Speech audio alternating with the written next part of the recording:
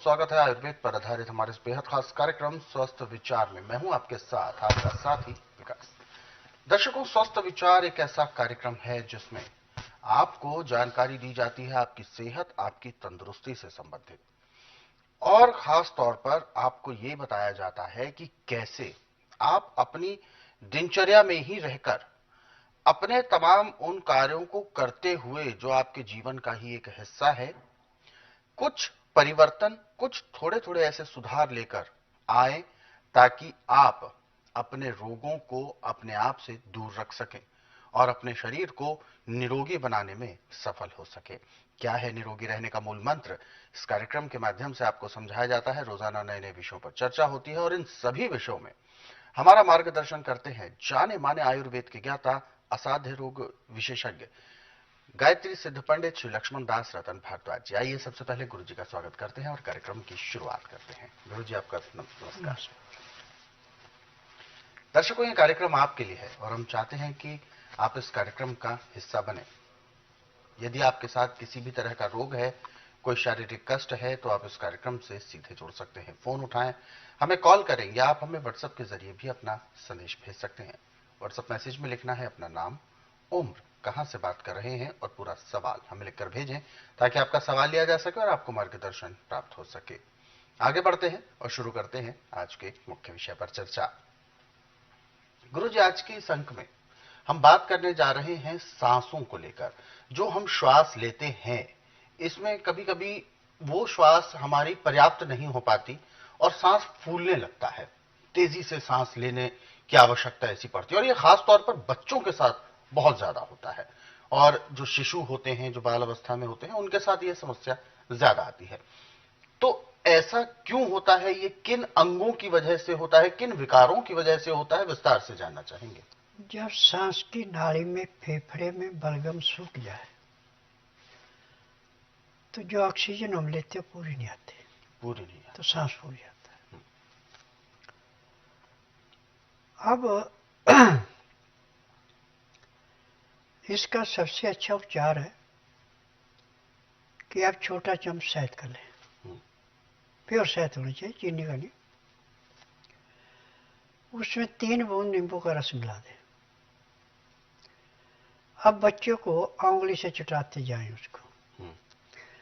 जैसे जैसे आप 10 मिनट लगा दें उस चम्मच को बच्चों को देने में, जैसे जैसे शहद और नींबू का रस अंदर जाएगा वैसे वैसे सांस खुलता जाएगा और बच्चा 10 मिनट के अंदर अंदर बिल्कुल निरोग मुक्त हो जाएगा। यानी जो बलगम सूखा हुआ था उसको पिघलाने के लिए नींबू है और फेफड़े को ताकत देने के लिए शहद है। दोनों मिल करके ऐसे धुलाई करते हैं जैसे कूड़े करकट के ढेर को माचिस की तिल्ली जला के समाप्त कर देती है। ऐसे अंदर के बच्चों के सांस के रोग को ये ठीक करती है जी। ये है इसका सबसे बड़ा। तो दर्शकों, हम सभी जब भी कुछ भी खाते हैं, कुछ भी पीते हैं, खासतौर पर जो वयस्क हैं, जो समझदार हैं, ऐसे लोग जब भी कुछ खाते हैं, कुछ भी अपना जो रोज का भोजन है वो करते हैं, तो उसके साथ साथ हम कुछ ऐसी चीजें भी साथ में ले लेते हैं जो हमारे लिए विकार उत्पन्न करने के लिए पूरी तरह से सक्षम होती है। जैसे कि भोजन के साथ ठंडा पानी ले लेना, प्यास लगी है, अत्यधिक ठंडा यानी फ्रिज का पानी यूज कर लेना, और स्वाद के लिए यदि महसूस होता है तो आइसक्रीम खा लेना या बर्फ से संबंधित कोई चीज। इनका उपयोग आपके लिए बहुत ज्यादा हानिकारक हो सकता है।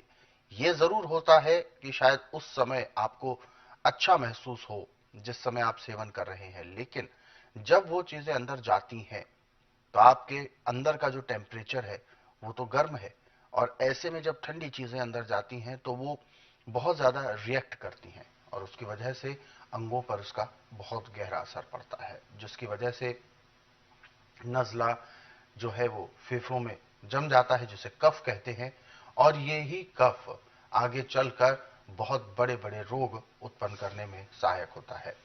सांसों का फूल जाना ये भी एक इन्हीं में से एक ऐसा विषय है जो अधिकांश बच्चों के साथ भी होता है।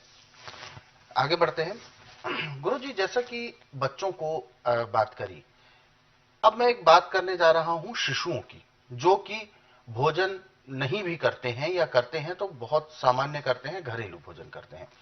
ऐसे शिशुओं के भी यदि कफ जमता है तो इसके पीछे किनका कारण आप मानते हैं? जब आप बच्चे को खाना खिला रहे हैं हम्म। और ठंडा पानी उसके बीच में दे रहे हैं,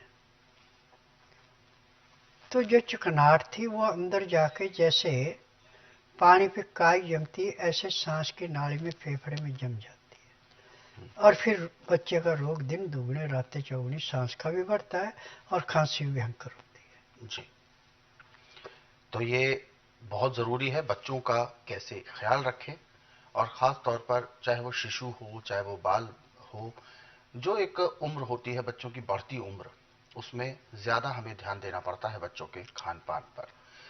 तो आपने इन सभी विषयों पर ध्यान दिया होगा जिसकी वजह से आप बच्चों का ख्याल रख पाएंगे। और उसके लिए उपचार क्या कुछ करना है वो भी अभी आपको गुरुजी ने समझाया है। ऐसे बहुत सारे नुस्खे हैं, बहुत सारे उपचार हैं जिनको आप स्वस्थ विचार पुस्तकों के माध्यम से पढ़ सकते हैं।